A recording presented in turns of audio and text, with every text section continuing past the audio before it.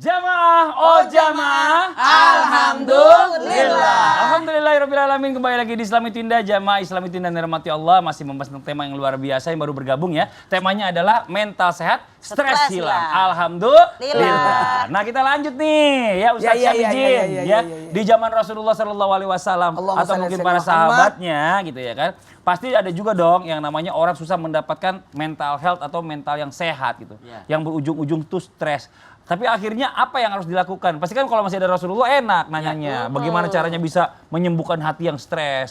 Mohon izin penjelasannya Ustaz Syam, tafadhol. Bismillahirrahmanirrahim. Tabi guruku Ustaz Maulana, Ustaz Lulung, Mas Fadli serta guru-guru kami yang dimuliakan Allah Subhanahu wa taala. Amin ya Allah. A'udzu billahi minasyaitonir rajim. Bismillahirrahmanirrahim. والضحى والليل إذا سجى ما ودعك ربك وما قلى وللآخرة خير لك من الأولى صدق الله العظيم إلى آخر السورة. Subhanallah, surah Ad-Duha ini bercerita bukan tentang siapa-siapa, tapi bercerita tentang baginda Nabi SAW yang kalau kita bisa bilang pada saat itu Nabi juga sempat mengalami kurang kepercayaan dirinya. Sampai-sampai bertanya, apakah Allah meninggalkan saya? Apakah Jibril tidak mau lagi mendatangi saya?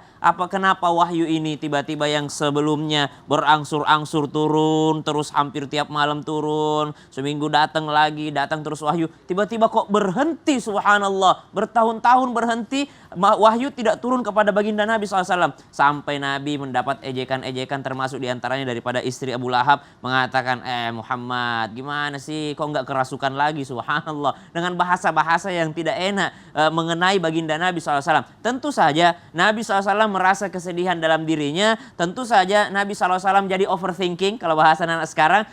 Memikirkan kenapa, ada apa, apakah Allah marah kepada saya, apakah saya melakukan kesalahan. Subhanallah. Lalu turunlah satu surah, dua surah bersambung dengan Al-Insyirah dengan menyembuhkan mentalnya Nabi SAW. Kita tidak mengatakan Nabi kena gangguan mental, tidak. Tapi Nabi merasakan kesedihan dan biasanya orang yang kena gangguan mental itu berasal daripada kesedihannya, kekhawatirannya, overthinkingnya. Maka bagaimana Nabi SAW disembuhkan oleh Allah Subhanahu wa taala?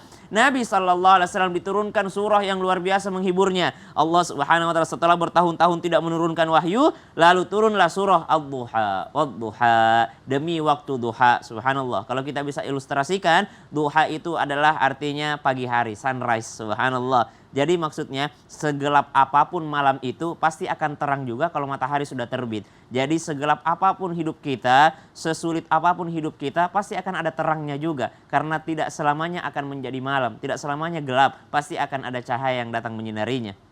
Walaili idza saja, dan waktu malam untuk beristirahat, untuk tidur, karena biasanya orang yang kena mental health itu nggak bisa tidur, maka Allah katakan walaili idza saja, malam itu untuk tidur. Subhanallah. Ma wadda'aka rabbuka wa ma qala. Ini jawabannya agar mengobati Nabi SAW. Allah katakan Tuhanmu tidak pernah meninggalkanmu. Bagi seluruh jamaah yang merasa ditinggalkan oleh semua orang, tidak ada orang yang mau mendekatinya. Ustaz, tidak ada yang mau nolongin saya, gimana saya nggak kena mental health, nggak ada orang yang peduli sama saya. Orang tua saya saja dulu itu adalah salah parenting. Orang tua saya nggak ngerti parenting. Suami saya zalim, istri saya kufur. Subhanallah, anak-anak saya durhaka semua. Tidak ada yang mau mendekat dengan saya. Ingat kalimat ini. Ma wadda'aka rabbuka wa ma qala. Di saat semua orang mungkin menjauh, maka obatnya adalah Tuhanmu tidak pernah meninggalkanmu. Walal akhiratu khairul laka minal ula, dan akhirat itu jauh lebih baik daripada dunia. Wallahu taala a'lam. Masya Allah. Terima kasih banyak Ustaz Syam. Ya buat semua jamaah. Makanya nih bicara masalah tentang mental health ini nggak gampang. Tapi harus kita sendiri yang memperbaikinya nih. Dan ada mungkin ya buat Ustazah nih mohon izin nih cari solusi nih. Mungkin ada orang yang kena mental health-nya gitu loh. Sampai dia mohon maaf mengajak anak-anaknya tuh akhirnya untuk bunuh diri. Pernah kan ada berita kayak gitu kan? Nah ini mohon izin nih, bagaimana caranya kita menyikapi orang-orang seperti ini? Supaya mereka nggak down gitu loh. Nggak down gitu ya, down gitu ya. Sampai akhirnya meninggal, nauzubillah min dzalik. Siapa itu? Ada berita. Iya, silakan Ustaz. Mohon izin Pak Ustadz, Kak Fadli. Jamaah. Yeay. Oh jamaah. Yeay. Alhamdulillah. Kalau kita ngomongin masalah mental health atau mungkin kita harus waras pikiran kita, waras yang namanya tindakan kita. Memang itu persiapan mental dari awal adalah dari kita. Kenapa? persiapan mental kita kepada orang yang memang suka membuli atau dia sendiri yang punya perasaan seperti itu ya kan. Yang pertama solusinya adalah kita harus kembali lagi kepada Allah dulu. Ya kan? Karena apa? Tabaya tubuh balik kepada Allah. Kenapa? Mungkin kemarin kita tuh melupakan Allah mungkin loh. Atau mungkin kita memang setiap perkataan orang kita dengerin. Kita masukin telinga kanan, kita simpan di otak kita. Kita nggak tutup telinga kita yang kiri, kita nggak buka. Sehingga dia tersimpan, jadilah ganjelan. Jadi gimana menghadapi orang-orang seperti itu? Sehingga bunuh diri lah, kepengen yang seperti ini, seperti itu. Bahkan bukan diri sendiri apa yang bunuh diri. Diajak anak-anaknya saking dia putus asa. Ingat dalam Al-Quran, emang kita doang yang menderita. Emang ente doang menderita. Ente emang kadang-kadang ya. Penderitaan itu nggak cuman kita, atau ibu, atau suami, atau anak. Rasulullah juga pernah menderita. Para sahabat juga pernah menderita. Buka Al-Quran Al-Baqarah ayat 214. Dinyatakan apa? Bismillahirrahmanirrahim ya kan.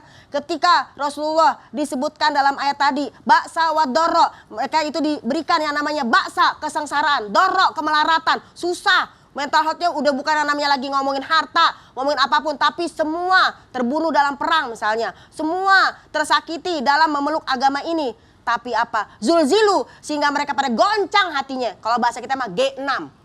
Goncang-goncang gimana gitu guys hatinya tuh. Bisa nggak G20? Oh, boleh gitu. Jadi Jangan. kalau kita ke Al-Quran, Rasulullah juga menderita. Bahkan waladzina ma'ahu, ya kan? Dan orang beriman kepadanya juga dan juga beriman bareng sama Nabi. Orang berimannya, para sahabatnya, Nabinya juga sedih. Sampai mengatakan apa? Mata Nasrullah, kapan gue ditolongin ya Allah? Udah mas saya susah, anak saya susah, suami susah, udahlah bunuh diri aja. Nauzubillahi min zalik. Jadi dalam menghadapi hal ini, kita kasih tahu dengan baik bahwasanya yang menderita bukan kita. Yang kedua, ketika kita merasa susah, kita harus ngomong sama yang ahlinya. Benar tadi guru kita menyatakan, fas'alu ahla zikri, jangan sendirian, bengong sendirian. Walaupun memang kadang-kadang gini, lu tuh ya, kalau datang ke gue ceritanya jelek-jelek mulu, yang susah mulu, capek ah. Kita kadang juga pilih orang yang kalau kita ceritain tuh orang yang sehat apa enggak. Jangan orang juga lagi susah, kita ngomong susah-susah. Namanya kita menebar aura kesulitan. Jadi, jangan meminta uang kepada orang miskin. nah itu dia, jangan ngomong derita mulu. Emang kebanyakan kadang-kadang mental itu begitu, dibikin sama diri sendiri. Udah tahu yang namanya dia tadi yang Ustadz bilang nggak mampu, pakai ngutang-ngutang, salah sendiri. Maka kita kasih tahu dia, fabima rahmati minallah lintalahum. Tetap kita nggak bisa menghakimi. Takutnya kita menghakimi, besok kita ngalamin. Dasar emang lo yang menderita melulu, besok kita menderita.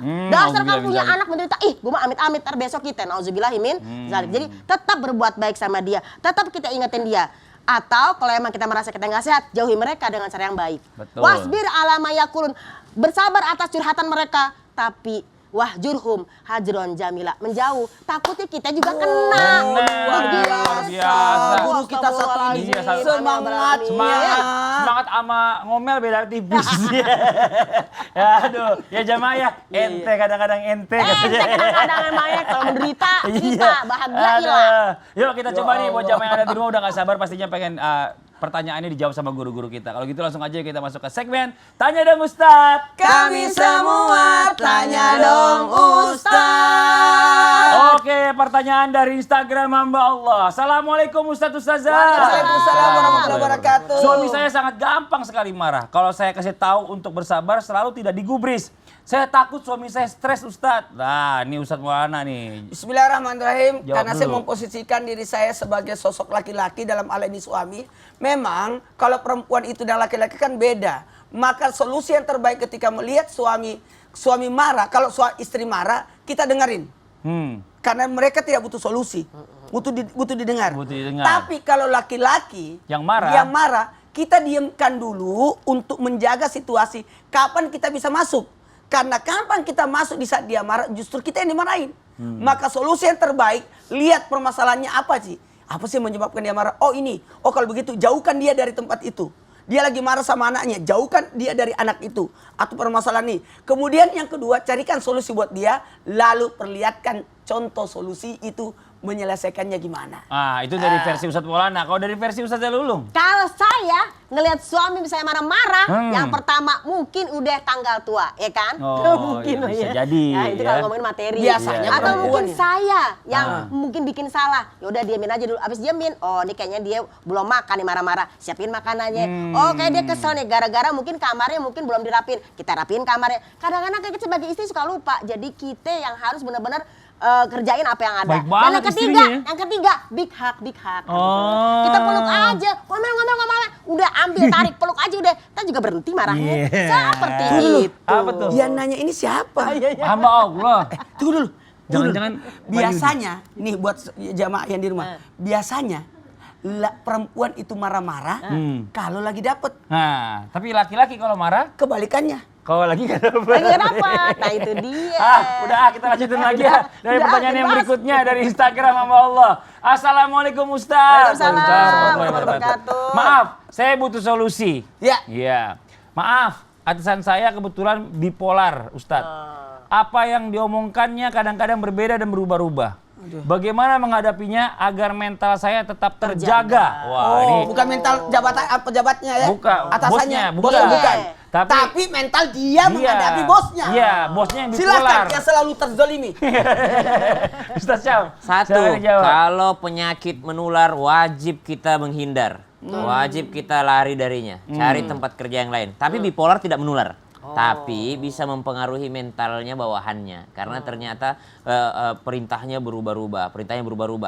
Ada istilahnya itu sing waras sing ngalah. Iya juga ya. Kalau misalkan bosnya itu atasannya itu adalah bawa mobil. Masa kita mau ikut kalau dia turun ke jurang? Janganlah. juga Bahaya. Ada pertanyaan lagi yang bagus berikutnya nih. Apa ya. itu? Pertanyaan dari Instagram @Muhammad_Jafar_Sidik. Muhammad Jafar Sidik. Iya. Aku periksa ya.